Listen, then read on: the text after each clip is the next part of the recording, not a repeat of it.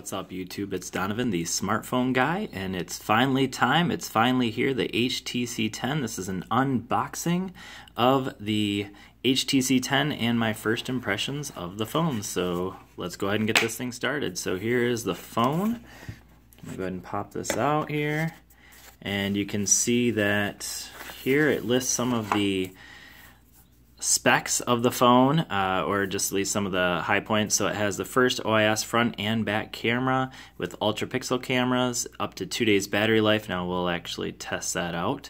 HTC boom sound, and you probably have heard from some of the other reviews that boom sound isn't quite the same as it used to be. There's a speaker up here that is the tweeter, and then down here for bass is the other speaker. So a little bit different than what they've done before in the past.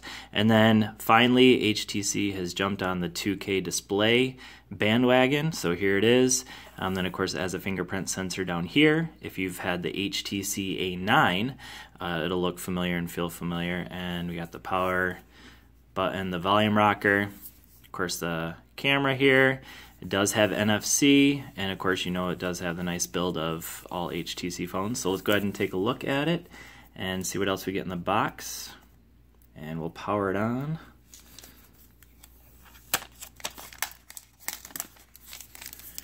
Alright, so it's powering on. While it's doing that, I'm going to set that aside and see what you get in the box. So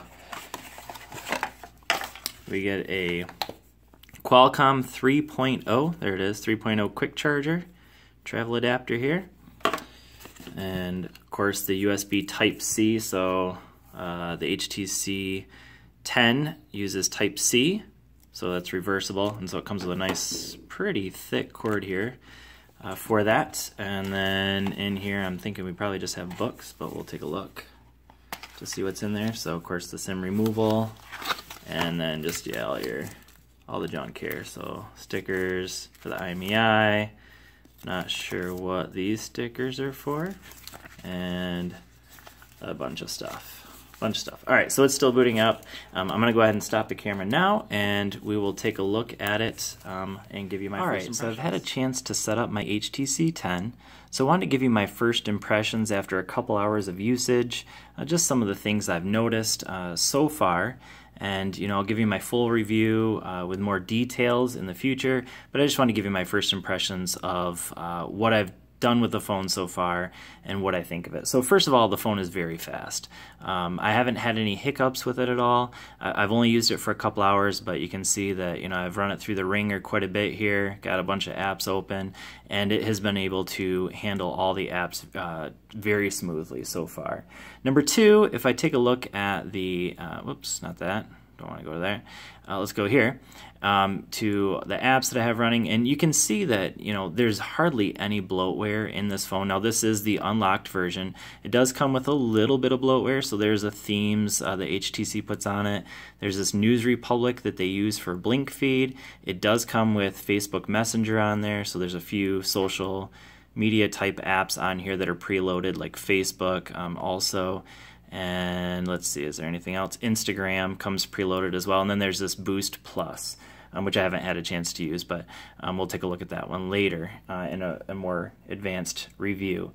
Number three, the third thing I've noticed about it is that the fingerprint sensor is insanely fast. So I'm going to go ahead and open up a app here. So I'm at a hotel, and that's the home button that I just hit that doubles as the fingerprint sensor. Now, there is a power button, so I'm going to go ahead and shut it off here. Sorry about all those bubbles. I am currently working on putting on this screen protector, and it's curing still, so that's just part of that. So I'm going to go ahead and touch the fingerprint sensor here real quick, and boom, it's go right to the home screen. So it is very, very fast. If you've had the HTC A9, it's kind of similar. I think this might be a little bit faster. So in comparison to like the G5 easily for me has had the fastest fingerprint sensor that I've ever used. Very, very fast, immediate response, almost too fast in some ways. HTC 10, good, very fast response. The Galaxy S7 Edge, I definitely think of all the phones that are here, has the least responsive fingerprint sensor, but it's still good. It's not bad. I don't want to say that it's like terrible or anything, but it is the least responsive of the three. The HTC 10 definitely is kind of in the middle of that road. So that's number 3. Number 4, the feel in the hand. In terms of the size of this phone, it feels great. I really like the size. So it does have a 5.2-inch screen going edge to edge, so it just registered that I was touching the screen, so it lights it up. But anyway, so very nice feel in the hand. The chamfered edges kind of make it so it's a little bit easier, so they have, you know, huge chamfered edges along the sides. Nice look to that, I think, but very good. So go back to the home screen. And then the last thing is, in terms of like the positive things that I've seen out of it, is the speaker. So I'm going to go ahead and jump into some old apps here. I have some royalty-free music here. I'm going to go ahead and play for you, and you can just get kind of an idea.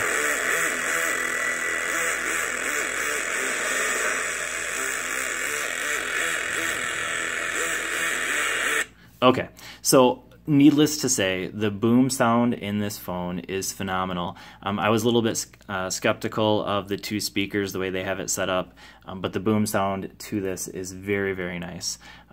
Very crisp sound, especially for a phone, but it's kind of what we've come to expect from HTC phones anyways. So now I'm going to jump to the things that I don't like so far about the phone.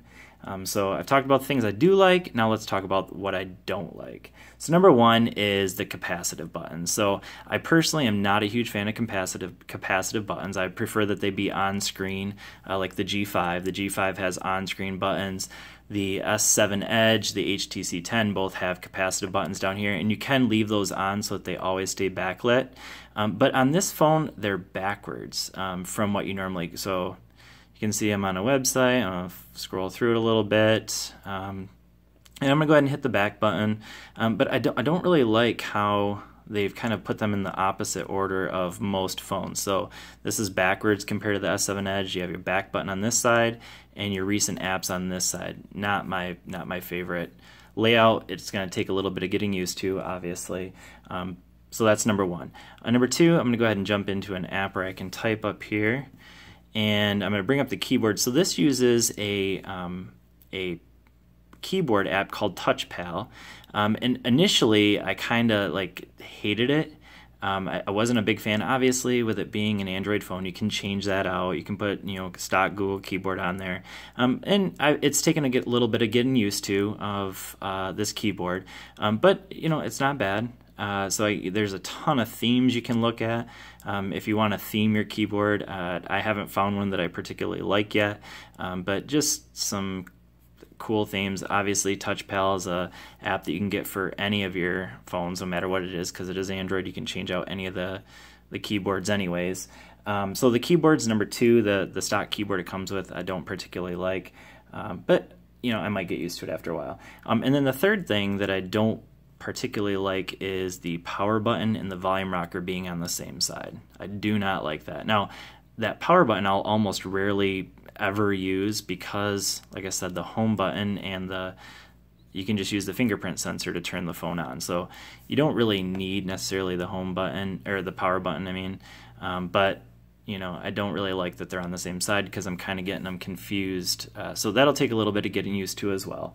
So those are the 3 negatives that I'd say, just kind of an initial impressions, what I don't particularly like.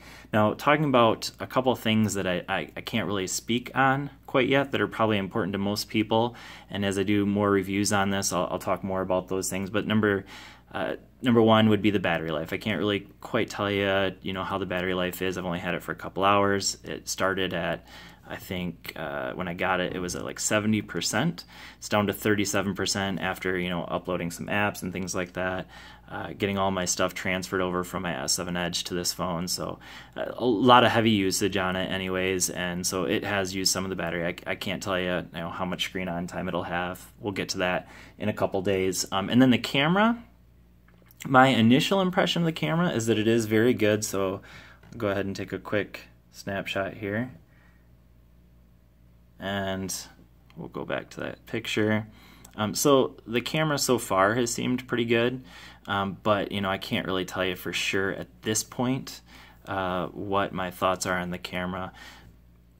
It seems to be on par indefinitely better than previous HTC phones. That much I can say for sure.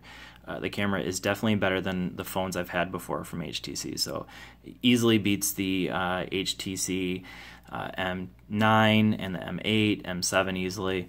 Of course, it should. The A9, it definitely, so far seems to be better performing than even that phone, which had a pretty decent camera, I think. Is it on par with these two, with the G5 and the S7 Edge? That I can't tell you for sure quite yet. So anyways, those are just kind of my initial thoughts.